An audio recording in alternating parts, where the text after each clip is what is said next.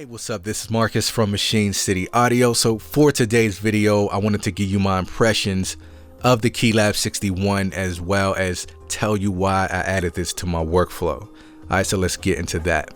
All right, so for those who don't know, my setup currently is the MK3 from Native Instruments as well as the complete controller. I have the 49 key version. So let's talk a little bit about what I like about the complete controller. So I love the keys on a complete controller. They have a nice feel to them. They're semi-weighted, so they feel pretty nice.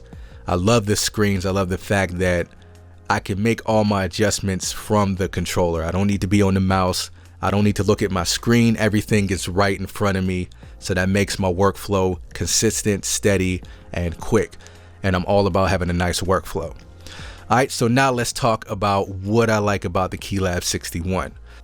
So as far as the keys on the KeyLab 61, they are a bit squishy. They don't have as much resistance and they have some bounce to them. They're not semi-weighted. So if you're a huge fan of keys and you're real particular about your keys, then you may not like the feel of these keys. But for me personally, they don't bother me at all. I don't mind the keys. They're fine with me. All right, so now, the reason why I picked up the KeyLab in the first place is because as of lately, probably the past 6 or 7 months, I've been using the Analog Lab and the V7 collection probably in 90% of my production workflow. So every beat I've made in probably like the last 6 or 7 months has had an Arturia virtual instrument in it. So I needed something that was a little more compatible, that gave me more control. And that brings me to the KeyLab. So I want to talk about the pads real quick. I love the pads. The pads have a nice feel to them. They have a nice bounce to them, a nice feel to them. And I'm pretty big on pads, so I do like these pads.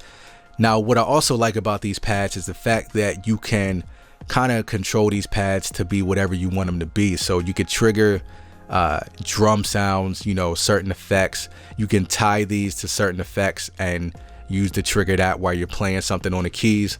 So I think that's really nice feature to have, and I'm really happy to have that feature in it. The next thing I want to talk about is the DAW control center that we have right next to it. That's pretty huge. Now, the fact that you can use this to control your DAW and Analog Lab at the same time is a really great feature. Now, I don't know how it works with other DAWs, but I use Studio One. So if you don't know, I did do a video to where I show you how to set this up inside of Studio One. So you might want to check that out if you're a Studio One PC user. All right, so the fact that you could control the stop, you can record, you can do punch-ins, do the metronome, you can do all of that from here is really great. Again, it's all about workflow. This keeps me off the mouse, keeps me focused on what I'm doing. So I love having that option. Also, I love the fact that these faders now on the right that control the actual effects inside of Analog Lab now become faders inside the DAW. So whatever track that I'm on, I can now control the volume as well as the panning on that as well. So I think that's huge and one of the main reasons why I got this as well. And then that brings me to the main reason why I bought this, and that is the integration that it has with Analog Lab, which is huge.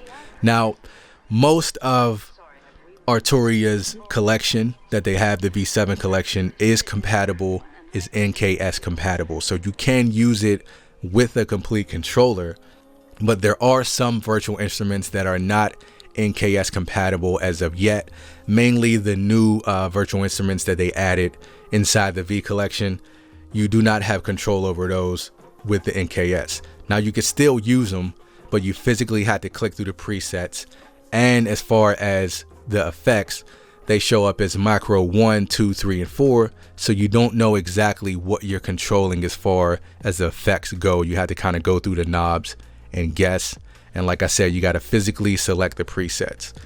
Now with the KeyLab, I can control those presets from the KeyLab, and I can also control these features because they're labeled right here. So I know exactly what effects that I'm controlling right here, and I can do it right here.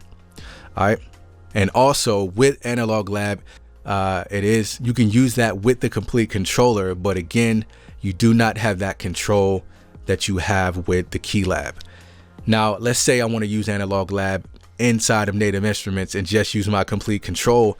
I'd have to physically click on the synth, click on the instruments, and then click here, and then also click on the presets to whatever I want to use. Now, when I'm using the KeyLab, you know, that is pretty easy to do. Make sure I'm on map select. I use Analog Lab, and now I can go through and let's say I wanted to choose something, choose a Jupiter 8, bam. Then you come over here. Now I could choose the presets, click on that, and now I don't have to be on the mouse or the screen. I know that's a repetition that you hear, stay off the mouse and the screen, and that's huge for me when you're like in the mood and you're in your zone making a beat. You don't want to get interrupted, and sometimes those ideas come and go so fast. You need to be able to capitalize on it as fast as you can. And I feel like with the KeyLab and using Analog Lab together, then I can get a speedy workflow going and keep my zone going. All right. So my overall thoughts on the KeyLab, I feel like it's a great controller. I feel like it's a bit more universal than the complete controller. That one is specifically tied to Native Instruments, and it works best with Native Instruments. Now, don't get me wrong, the KeyLab works best with Analog 4, but seeing how you can use it inside of Studio One, Ableton, Pro Tools, you can use it in all these DAWs.